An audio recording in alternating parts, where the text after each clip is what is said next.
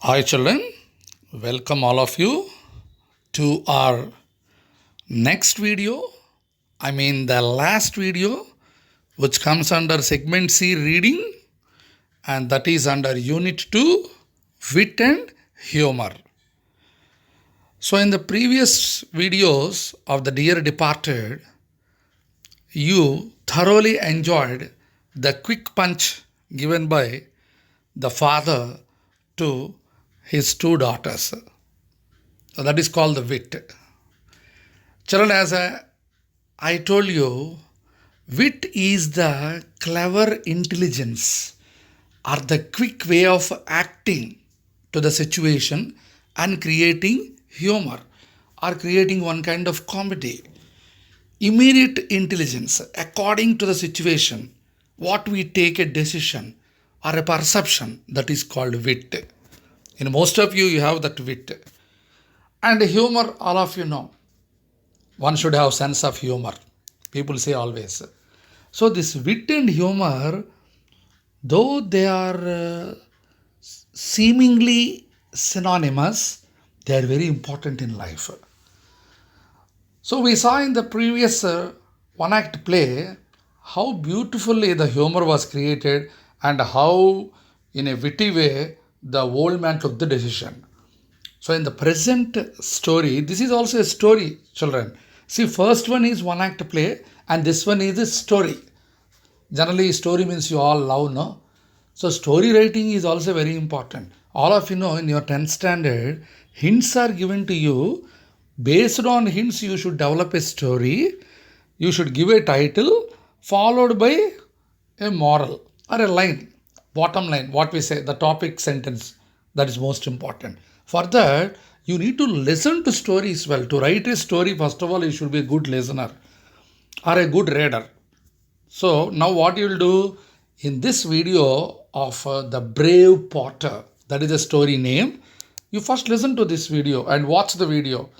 So that what happens, you tryly, slowly, you create a story of your own. That we'll do anyway, don't worry. So now coming to the story, let us first know the whereabouts of the storyteller. Who is the storyteller? So the here he is not the author. Margaret Sheik. I think he is from Vietnam. Actually, it is not given. So probably I think this storyteller is from Vietnam. There is a country, one of the Asian countries, and he was very much interested in telling folk and mythological stories of Asia. Folk stories, stories related to the villages, and mythology. You know, all of you, the Puranas are the old characters, isn't it? So these are all called mythological stories. And he traveled across many Asian countries and collected interesting short stories from various countries and published them in English. So not only India, I think he traveled Japan, China, whatnot, all the stories he collected and translated them into English. So to know more about Margaret Sheik, you can Google. Okay, children? And he translated many famous Indian folk stories also into English. Indian folk stories, our own folk stories. You know, you go to Rajasthan, one folk style is there. You go to Bengal, another folk style. Or you go to Odisha or Tamil Nadu, Kerala, whatnot. You have different folk styles. But this present story, what we are discussing, this is our very own Telugu story. Naturally, stories, children, are bedtime stories. I told you once, stories, there is no logic. They are meant for enjoyment. But one thing, when you listen to the story, the listener or the reader gets imaginative. So, imaginative means creative. They themselves think in their mind whatever the story is being narrated, knows, listening to it, you can create that beautiful pictures in the mind. But that depends on the ability of the storyteller or the narrator. That is most important. Some people say story, Abba, stop, re Babu, we think. But this story is very interesting, very funny also. You can't imagine like this type of twist will happen. Such a twist is there, children. Okay, so this is all about Margaret Sheik, the great storyteller, and this is a Telugu story culture from our very own Andhra Pradesh, India. And now we are going to plunge into the story. Okay, are you ready? Yeah, the curtain is unveiled. Sir, story, no, sir, no scene, no. You imagine. I keep narrating. Okay, right. So long ago, some place, don't know the name of the country, okay, but a beautiful forest area, village side, and it was a dark evening, and the sky was full of clouds. Like, see, for past 1 week, we are also getting huge rain, no? Imagine such type of weather. And it was starting to rain. Sky was full of clouds. Once again, children, yeah. An old tiger ran through the rain for shelter. Don't know where the tiger came from, but it was looking for the shelter. Probably it came out of the village, I mean from the forest, and entered the village, outskirts of the village, not exactly the village. And it was looking for shelter because it was raining, downpour continuously. And then what happened? It found one old hut. Then there what happened? No, it was an old woman's hut which had a leak. So it went under the hut, not inside the hut. Children, don't try to understand. It went under the hut. Then is a small, the hut means you don't know, like this, some small thatches, they came down. It went and it laid down just. And what happened? There was a big leak in the hut. Thatch would know, actually the thatch is what we say, isn't it? With that the hut was made, the sticks and all. There is a big leak, hole is there, and from that water is falling. Top, top, top, top, top. Okay. It was falling there. That is a leak. Don't think leak means something else. When the tiger began to fall asleep, the tiger was tired completely. He thought, wow, oh, thank God. Luckily, I am not drenched. By the time the tiger was drenched, now in order not to get drenched more, it went towards the hut and outside the hut only. What happened? It fell asleep. Then suddenly what happened? No, the tiger heard a woman's voice complaining the leak in her hut, and it was terrible. She also complained aloud that she would rather meet a tiger than have the leak in her house. See, that means that old woman, she was speaking to herself only, nobody else were there. This stupid hut useless at how many days I am unable to cover this leak. Better, sorry, not cover this lake. That word was not used. Instead of this stupid leak, no, I would have met the tiger in the forest. See these words. Tiger heard it. Here, some of me think, sir, how tiger can understand language, sir? That's what I'm telling you. Don't take the logic in the story. You enjoy. Children's story, no. Personification, very simple. Our figure of speech is there, no. Narrators and writers, you know, they make anything to speak. So it is left to our imagination. Imagine tiger can understand or tiger can speak English for the time being. Now you see what the old woman was telling inside to herself. The tiger heard. Oh, so probably this leak seemed to be a bigger animal than me. Oh my God! What, that woman was not afraid of me? So how dare she was telling? It would better to meet a tiger rather than having this leak in the hut. Oh my God. He was doubtful whether they were all not afraid of him. Slowly he fell asleep. Then what happened, you know? The tiger fell asleep there. So this is the first scene, Nana. So the scene started in the evening and the tiger kept on thinking and it fell into sleep. On the afternoon of that day, what happened? No, and the afternoon, next day afternoon, a potter had drunk wine and no longer felt tired and thirsty. He had asked his wife for some palm wine. Afternoon of not the next day, that day only. Actually, the scene started with evening and it went into night. Their first scene completed. But now come back, don't go front. You just come back. That afternoon, what happened?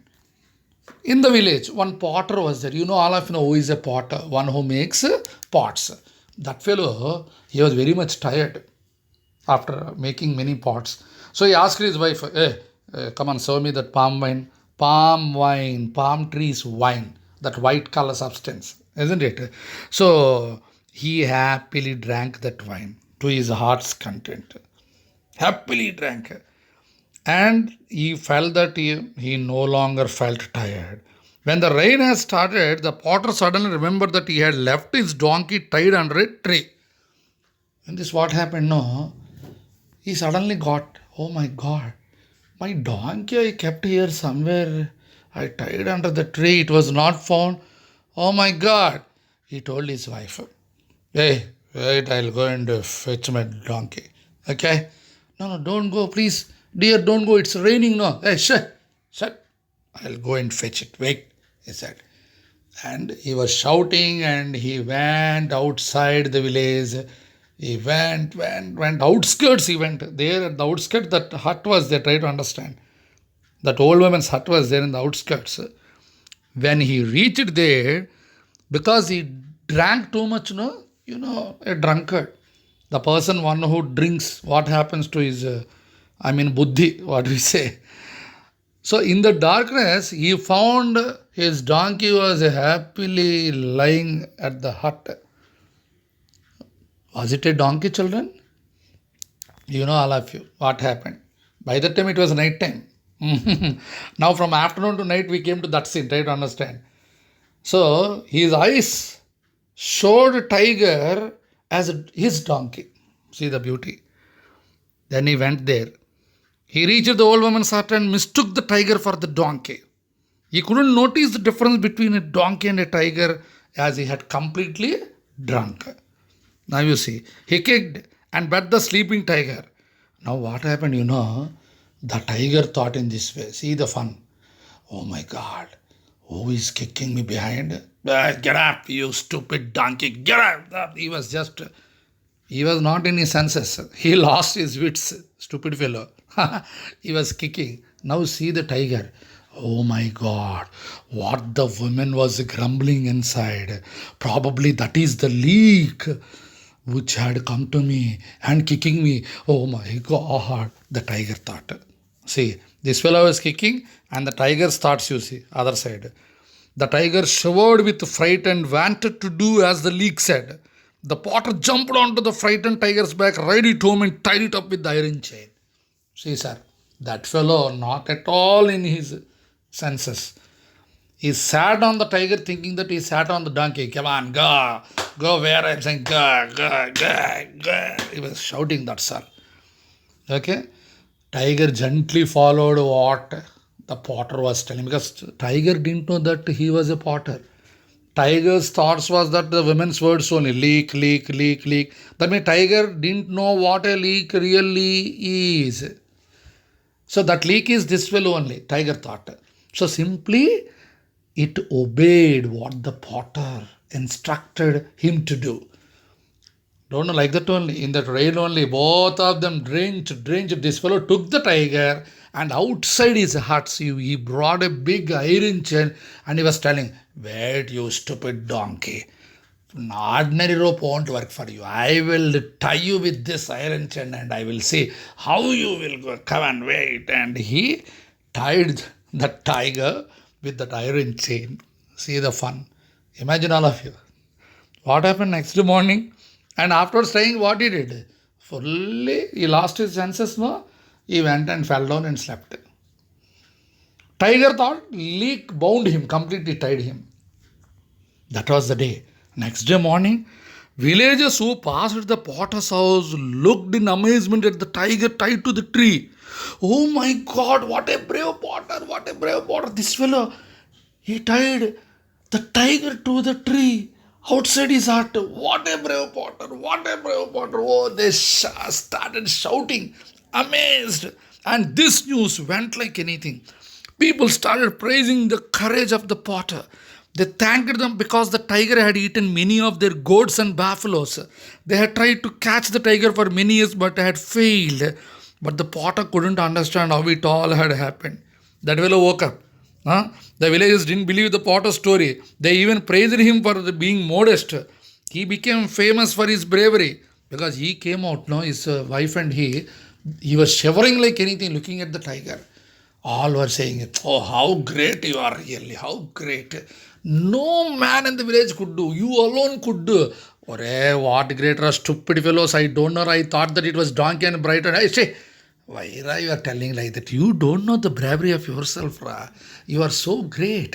You are so modest. Modest means you know, no, they are shy type. No, I'm not like that. Even though they do, they know, no, I didn't do anything. Like that, that fellow was telling. He was shivering, looking at the tiger, such a big tiger. No, you are like the god to the village. One villager started telling how many goats, buffaloes were eaten by this stupid tiger. At last, you could tie it. You are great. You are great. Like that, like heaps of praises. This fellow could not listen to them. Like that, they started praising. At one point, he was shouting at the stupid idiot villagers. Try to understand. Chey, all those are yours only. Don't honestly scold like that. You don't know about your bravery. You are such a great brave potter, and we mistook you all these days. Okay, the people who met him called the brave potter. Everybody started saying you are the brave potter. A few years later, a war was broken out.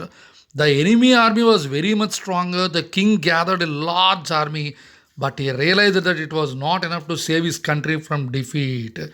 He needed a hero to lead his army and heard about the brave potter from his ministers.